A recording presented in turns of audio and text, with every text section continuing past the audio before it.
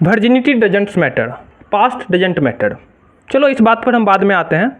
पहले तुम just imagine करो कि तुम क्लास के सबसे चूतिए बंदे हो।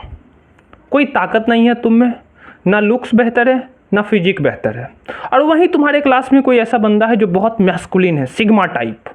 मतलब उसकी फिजिक बहुत अच्छी है, 6 फीट उसकी लंबी हाइट है भाई, बहुत खूबसूरत, मतलब थोड़ा बैडेस्ट टाइप लड़का है वो।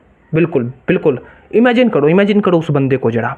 अब ना ही सिर्फ तुम्हारे सेक्शन की लड़कियां बल्कि पूरे क्लास की लड़कियां उसकी दीवानी है। वो अट्रैक्टिव है, मैस्कुलिन है, वो डोमिनेटिंग है, जिसे तुम बैड बॉय कहते हो, जो भी कहते हो तुम।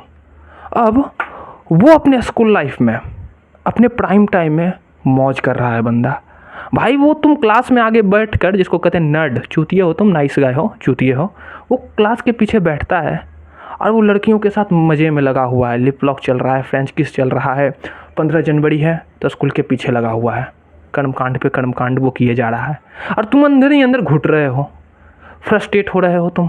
तुम्हें लगता है भाई साहब वो फलानी लड़की उसके साथ क्यों है, वो लड़की मेरे साथ क्यों नहीं है, क्योंकि तुम चूतिए हो इसीलिए नहीं है तुम्हारे साथ। अब तुम ऐसे भी नहीं हो कि तुम पढ़ने में बहुत अव्वल हो, 98%, 99%, वो भी नहीं हो तुम एवरेज हो, 70, 75 ऐसे हो तुम, ठीक है, एवरेज बच्चे हो तुम एक। अब ये तो तय है कि तुम भाई एम्स दिल्ली जाने वाले हो नहीं, तुम आईआईटी या बहुत बड़े इंस्टीट्यूट में तुम नहीं जाओगे। जा सकते हो लेकिन उसके लिए तो भाई अलग ही बात हो जाती है। लेकिन मैं इमेजिन करके चलता हूँ कि तुम बस ऐसे ही बहुत मुश्किल से तुम 50,000 60,000 तक की नौकरी उठाओगे।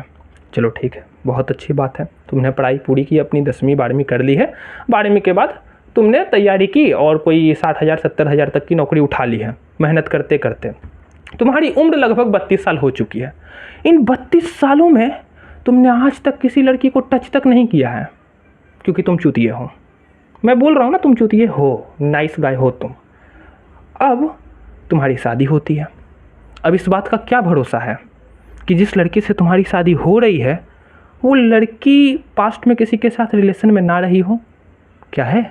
नहीं, बिल्कुल भी नहीं। लड़कियों के पास भाई बहुत ऑप्शन होते हैं, अबंडेंट ऑफ ऑप्शन होते हैं। मतलब जो एवरेज, बिलो एवरेज लड़कियां होती हैं ना भाई, उनके पास भी अथाह ऑप्शन है। उनके डीएम में ना लड़कों की, मतलब कहते हैं ना बम्बार्डन, यानी कि बम्बारी हो रखी होती है उनके डीएम में। अब तुम सोचो, उनके पास ऑप्शन है, वो किसी भी बेस्ट लड़की को चूज कर सकती है, और तुम साले चूतिए, कभी ध्यान खुद पर दिए नहीं हो, बस पढ़ाई पढ़ाई पढ़ाई, और वो भी कोई तुम अव्वल नहीं हो। मैं बार बार ये क्यों कह रहा हूँ एम्स दिल्ली या आईआईटी, क्योंकि वहाँ के जो बंदे होते हैं ना भाई, वो उस्ताद होते हैं, वो उस्ताद हैं, तो वो अच्छी लड़की को वहाँ से उठा लेते हैं वो, ठीक है, वो स्वयंवर रचते हैं। लेकिन तुम नहीं कर सकोगे ये चीज़। 50,000 60,000 की नौकरी उठा तो लिए हो, लेकिन तुम में उतनी कैपेबिलिटी नहीं होगी। चल भाई ठीक है, अब तुम्हारी शादी हो रही है, तुम्हारी बरतुहारी है। अब बरतुहारी में तुमने पूछा लड़की से, आर यू वर्जिन, और लड़की तुमसे गुस्सा हो जाती है, you are so narrow minded, कितने संकीर्ण विचार हैं तुम्हारे, virginity doesn't matter, past doesn't matter, और 100 तरह की बातें लेकर चिपका दिए जाते हैं। और तुम तो चूतिया हो ना, 100 तरह की यूट्यूब वीडियोज़ भी देख रखी होगी तुमने, हाँ। और बहुत लोग आते हैं साले, बहुत कुछ बोलते हैं कि ओ माय गॉड क्या फ़र्क पड़ जाता है, क्या उस लड़की को ज़िंदगी जीने का अधिकार नहीं है, क्या उस लड़की को सच्चे प्यार पाने का अधिकार नहीं रखती? बिल्कुल रखती है, मैं कहाँ मना कर रहा हूँ, बिल्कुल रखती है वो। तुमसे वो कहती है my body counts, my life my rules. खैर इन सभी सवालों के जवाब मैं अंत में दूंगा, लेकिन अब तुम इमेजिन करो कि अपने माता पिता के प्रेशर में आके, फैमिली प्रेशर में आके, या तुम हो ही चूतिया, 100 तरह की वीडियोस देख रखी है, दिमाग में लगता है मैं इस लड़की को हील करूँगा, या अगर है भी तो क्या है, पास्ट को एक्सेप्ट कर लेना चाहिए, पास्ट डजंट मैटर। तुम शादी करके एक्सेप्ट करते हो, घर की बहू बना कर लाते हो। अब क्या सियोरिटी है कि वो बंदी तुम्हारे साथ सही से रहेगी या एक्स्ट्रा मैरिटल अफेयर नहीं चलाएगी? बहुत ज़्यादा चांस है कि वो एक्स्ट्रा मैरिटल अफेयर चलाएगी, वो भी अपने एक्स बंदे के साथ, और तुम कुछ नहीं कर सकोगे क्योंकि तुम चूतिए हो, तुम कुछ नहीं कर सकोगे।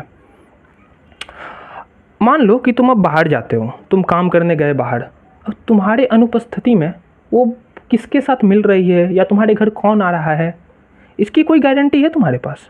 तुम्हारा बच्चा होता है, ये सियोरिटी है कि वो बच्चा तुम्हारा ही होगा? बिल्कुल भी नहीं। हो सकता है उसके एक्स बॉयफ्रेंड का बच्चा हो वो, हाँ।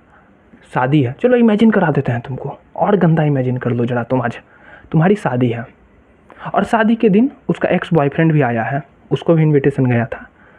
अब तुम्हारे सुहागरात से पहले वो सुहागरात मना लिया। भाई भीड़ भड़ाका है, ले गया बंदी को और दे दी तुम्हारी होने वाली अर्धांगिनी प्यारी। अब बताओ भाई, क्या सियोरिटी है कि जो बच्चा है वो तुम्हारा होगा और तुम कुछ नहीं कर सकोगे भाई, कुछ नहीं कर सकते हो तुम। अब पता है क्या करोगे? तुम्हें पता भी चल गया ना तो डाइवोर्स देने के बारे में सोचोगे, और डाइवोर्स में एल्यूमिनी के नाम पे तुम्हारा आधा वेतन और तुम्हारी आधी प्रॉपर्टी चली जाएगी। भाई बर्बाद हो जाओगे तुम पूरी तरह से।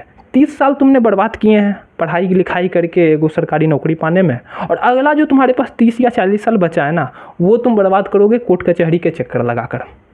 नहीं तो भड़वे बने ऐसे ही बैठे रहोगे, देखते रहोगे अपनी अर्धांगिनी को किसी और के साथ बिस्तर गर्म करते हुए, क्योंकि तुम साले चूतिए थे, अब बड़वे हो गए हो तुम। इसीलिए ना बोल रहा हूँ भाई, इसीलिए बोल रहा हूँ ना, खुद पे काम करना शुरू करो, खुद को बेहतर बनाओ ताकि लड़कियाँ तुम्हारी तरफ आकर्षित हो सके। ज़रूरी है ये बात, मानो इस बात को भाई। तुम्हें अपने लुक्स मैक्सिन पर ध्यान देना होगा, अपने फिजिक पे ध्यान देना होगा, नहीं तो बहुत पछताओगे।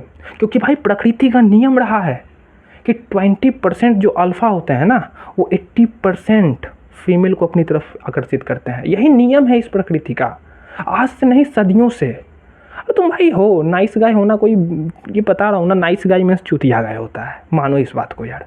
तुम हो ठीक है, तुम भाई, लोग तो तुम्हें बुली करके जा रहे हैं, तुम्हें परेशान कर दे रहे हैं, तुम क्या रक्षा करोगे किसी की?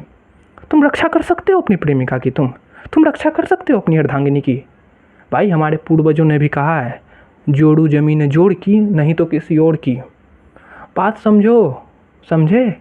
और अब आते हैं जरा ये कुछ फेक फेमिनिज्म का जो सवाल है उस पर आते हैं। पहला सवाल, पास्ट डजंट मैटर। आंसर सुन लो जरा। तुम्हारे अतीत के कर्मों से तुम्हारा वर्तमान निर्धारित होता है, और तुम्हारे वर्तमान के कर्मों से तुम्हारा भविष्य का निर्माण होता है। गलत हो गया, फिर सुनो। चलो फेक फेमिनिज्म के कुछ सवालों के मैं जवाब दे देता हूँ आज। पहला सवाल, पास्ट डजंट मैटर। अब उत्तर सुनो। तुम्हारे अतीत के कर्मों से तुम्हारे वर्तमान का निर्माण होता है, तुम्हारे वर्तमान के कर्मों से तुम्हारा भविष्य निर्धारित होता है। ये तीनों आपस में इंटरलिंक्ड हैं। और अभी पीछे जो मैंने कहानी सुनाई उसमें तुमने देखा, पति पत्नी के बीच में उसका पास्ट आया, उसका एक्स बॉयफ्रेंड आया। अरे ये पति पत्नी की मैं बात क्यों करूं, बॉयफ्रेंड और गर्लफ्रेंड के बीच में भी ना भाई 10 बंदे आ जाते हैं। तो भाई पास्ट बहुत मैटर करता है, बहुत ज़्यादा मैटर करता है, लड़का के लिए भी और लड़की के लिए भी। लेकिन हम बोले ना तुम चूतिए हो, तुम्हारा क्या ही पास्ट रहेगा।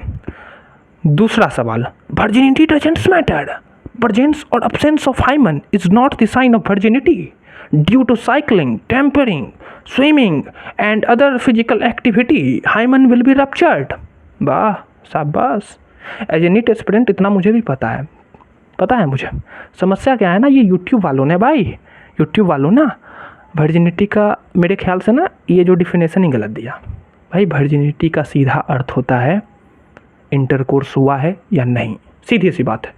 और देखो लड़कों, एक बात बताऊं, जब तुम्हें लड़की से पूछना हो ना आर यू वर्जिन और नॉट, तो ऐसे मत पूछा करो, वो बुरा मान जाती है, ऑफेंड हो जाती है। ऐसा करो, उससे ये पूछ लिया करो, तुम्हारा कोई बॉयफ्रेंड है या पहले कभी था? बस यही कहानी समाप्त कर दो। अगर तुम्हें ऐसा महसूस हो कि हाँ इसका पीछे बॉयफ्रेंड रह चुका है और तुमसे ये चीज़ अगर सहन नहीं होता है तब हट जाओ। हाँ अगर सहन हो जाता है ना, अगर सहन सकती है तो बिल्कुल तुम एक्सेप्ट कर लो। लेकिन मैं अपनी बात बताऊँ तो मैं एक्सेप्ट नहीं करता कभी। अगर लड़की का बॉयफ्रेंड एक्स रह चुका है ना पहले कभी, तो मैं एक्सेप्ट नहीं करता हूँ कभी, ठीक है। अब नहीं करता हूँ, मैं अच्छा हूँ बुरा हूँ वो बात की बात है, मैं नहीं करता एक्सेप्ट, ठीक है। तो और जो भी तुम्हारे जो भी है ना सवाल, ये past doesn't matter, virginity doesn't matter, या जो भी चुतियापे वाले सवाल है, तुम कमेंट में पूछ सकती हो, बोल सकती हो, मुझे गाली दे सकती हो, कोई दिक्कत वाली बात नहीं है। और ये जो एक है ना ये चला हुआ चूतिए, सुनो चूतिए, नाइस गाय, तुमको भी बोल देते हैं ये, no seal no deal, no hymen no diamond. चेहरा देखे हो सुअर, खुद का चेहरा देखो, सुअर जैसा चेहरा है तुम्हारा, ठीक है। No seal no deal. तुमको तुम सोचो ना, जो सबसे गंदी लड़की है ना तुम्हारे नज़र में, जो मैं तो भाई किसी को गंदी नहीं बोलता, मेरे लिए तो भाई सब अच्छी है। सुहासिनी बहुत प्यारी है मेरे लिए वो भी प्यारी है, मेरे लिए सोफियान साड़ी भी बहुत प्यारी है, मैं तो किसी को गलत बोलता ही नहीं। लेकिन तुम साले हो चूतिए, तुम सुअर जैसा चेहरा लिए हो, तुम जिसको भी गंदा मानते हो ना, वो लड़की भी तुम्हारे साथ नहीं आने को तैयार है, वो भी नहीं आने को तैयार है साले। और तू खुद को नो सील नो डील, क्या तुम नो सील नो डील कर रहे हो? तुमको नहीं मिलने वाली है, ठीक है?